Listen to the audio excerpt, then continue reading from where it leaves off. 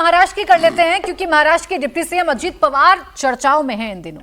अजीत पवार से बहस के बाद अब जो आईपीएस अंजना कृष्णा हैं वो भी चर्चाओं में आ गई हैं। अब उनके सर्टिफिकेट्स की जांच की मांग होना शुरू हो गई है।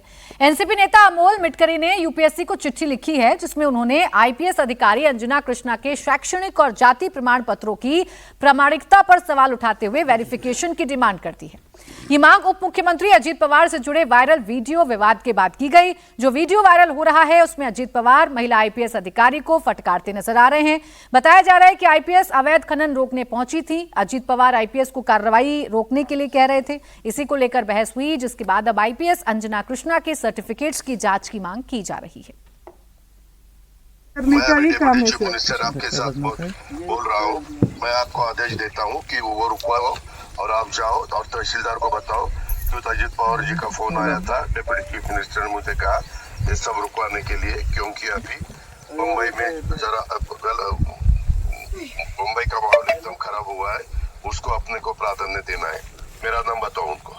सर वो मुझे आप एक काम कीजिए, आप मुझे मेरे फोन में मतलब डायरेक्ट कॉल कीजिए ना। एक मिनट, मैं तेरे ऊपर एक्शन लूंगा। अभी मैं खुद आपके साथ बोल रहा हूँ कि आप मुझे डायरेक्ट कॉल बता दिए। सर मुझे कैसे पता है आप सर समझ रही है सर, जो आप बोल रही है समझ रही है, पर मुझे सुनो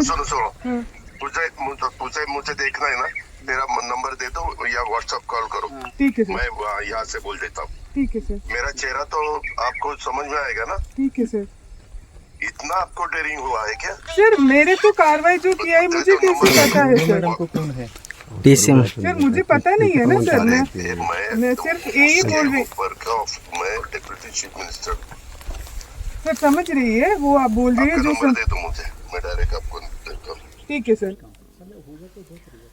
देखिए, अब ये वाकया सामने आया जिसके बाद अजीत पवार की मुश्किलें बढ़ी। उन पर खैर बहुत सारे सवाल खड़े होने लगे। उन्होंने इसमें अपनी सफाई भी पेश की है, लेकिन अब ये जो महिला आईपीएस हैं, इनके सर्टिफिकेट्स की प्रामाणिकता की जांच की मांग नेताओं की तरफ से की जा रही है। अब समीर जी, मामला इतना आगे बढ़ कैसे गया? ये वाकया हम देखें तो वो तो सिर्फ इतना ही कह रही है ना कि आप डिप्टी सीएम हैं, मुझे इस बात का यकीन कैसे हो, आप मेरे नंबर पर कॉल कर लीजिए। बाद में उन्होंने वीडियो कॉल की। अब क्या इसे ईगो पर लेकर चले गए नेता, जो अब इतनी बड़ी बड़ी बातें हो रही हैं?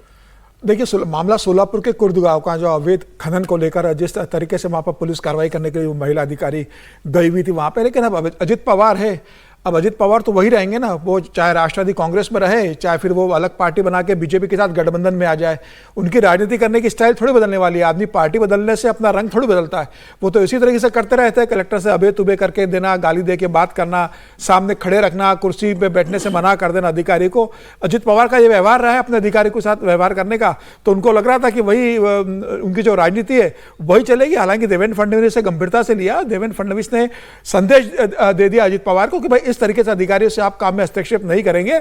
अगर अवैध खनन हो रहा है, अधिकारी कार्रवाई करने गया है तो वह कार्रवाई करेगा। और आप हिम्मत देखिए, अवैध खनन जो कर रहे हैं वो फोन लगाकर कहते हैं कि देखिए हम आपके अजीत पवार से बात कराते हैं, और डायरेक्ट फोन पे अजीत पवार से बात कर रहे हैं। तो क्या अवैध खनन वो अजीत पवार के कहने पर हो रहा है? क्या वो अवैध खनन का पैसा अजीत पवार के पास जा रहा है कि जो अजीत पवार सीधे फोन कर कहते हैं कि मुझसे वीडियो कॉल पे आप बात कीजिए?